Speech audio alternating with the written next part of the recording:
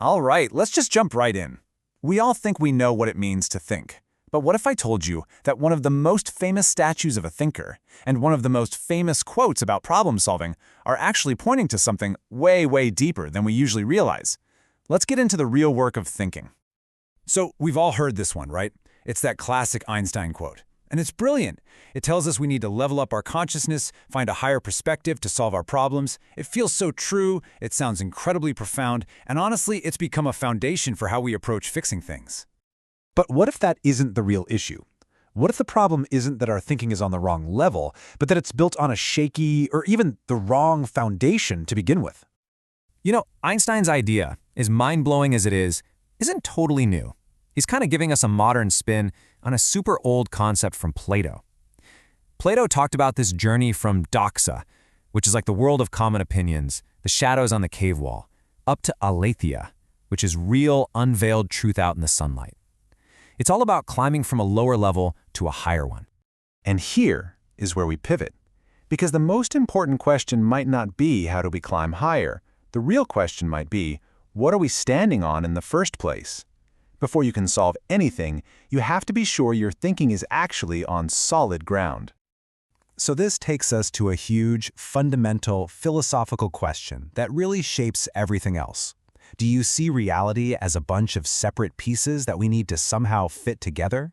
Or do you see it as one single, unified whole that we're already a part of? Okay, so this slide breaks down two very different ways of looking at things. On the left, you have a view kind of like the philosopher Leibniz. Think of reality as this incredibly complex machine, like a perfect Swiss watch, made of countless tiny separate parts all working together in some pre-planned harmony. It's a unity that's created out of parts. But then on the right, you have this much older idea, Eleatic monism. And this view says, nope, reality isn't made of parts at all. It just is one. It's a single, unbroken, indivisible whole. So the crucial point here is this. Being isn't some complex puzzle that needs to be put together and harmonized. It is, and this is a quote, a beautiful and complete given is. It doesn't need a manager or a coordinator because there are no separate parts to manage. It's simply is. And if you really let that sink in, it changes everything. See, if reality is already whole, then our job isn't to run around trying to build bridges and create unity where there is none. Our real job is to align our own fragmented way of seeing things with the unity that's already there. So, okay, this all sounds pretty abstract. How does this foundational belief actually play out in the real world? Well, it directly shapes how we try to understand and persuade each other. It actually determines which metaphorical well we're drawing our ideas from. It's really simple when you boil it down. We act based on how we see the world. Our actions, our arguments, our entire way of being, it all flows from our deepest and usually unexamined idea of what it means to do something well. And these ideas of doing well come from four very different places. You've got the chaotic well, which sees persuasion as just a raw power struggle. Then there's the ironic well, which treats it all as a game of constant doubt where you can't be sure of anything. From the poetic well, persuasion is all about creating beauty and emotion. And finally, the utopic well sees it as a search for a perfect shared communion. And here it is. This is the hidden source of so much of our division. We're all arguing, but we're not just disagreeing on the facts. We're operating from completely different rulebooks about what persuasion and truth even are. We're all drinking from different wells, but we're acting like we're all drinking the same water. Which brings us, finally, to one of the most iconic images of thought in human history, Rodin's The Thinker. Let's take a fresh look at this guy, not just as someone thinking, but as someone who's wrestling with this exact problem. We usually see him and think, man, he is really concentrating. But what if his struggle is something much deeper? What if he's actually refusing to move, refusing to act until he gets the very foundation of his thought right? Because the stakes could not be higher. The alternative is something called the abyss.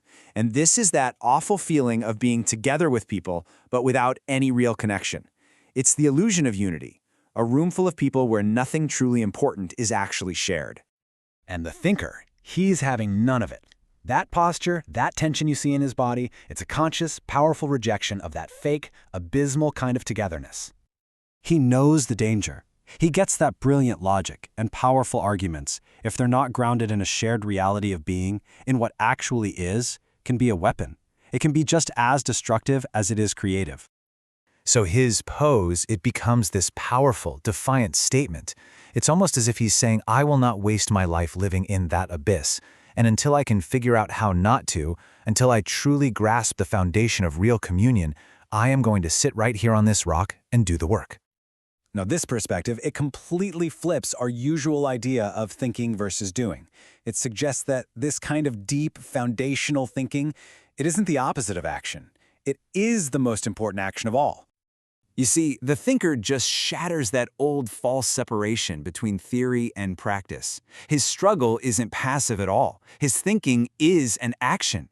It is the responsible, necessary work of building a solid ground before you even dare to build a house on it. And why does this matter so much for us right now? Because we live in a world that glorifies instant, often thoughtless, and divisive action. It screams at us to just do something, anything. In that kind of world, the choice to stop, to refuse to act until you truly understand, is maybe the most radical and practical thing you can do. So let's reframe how we see him from now on. His stillness is not weakness. It is incredible discipline. His waiting isn't indecision. It is the most critical form of preparation. He's securing his foundation before he tries to build anything at all.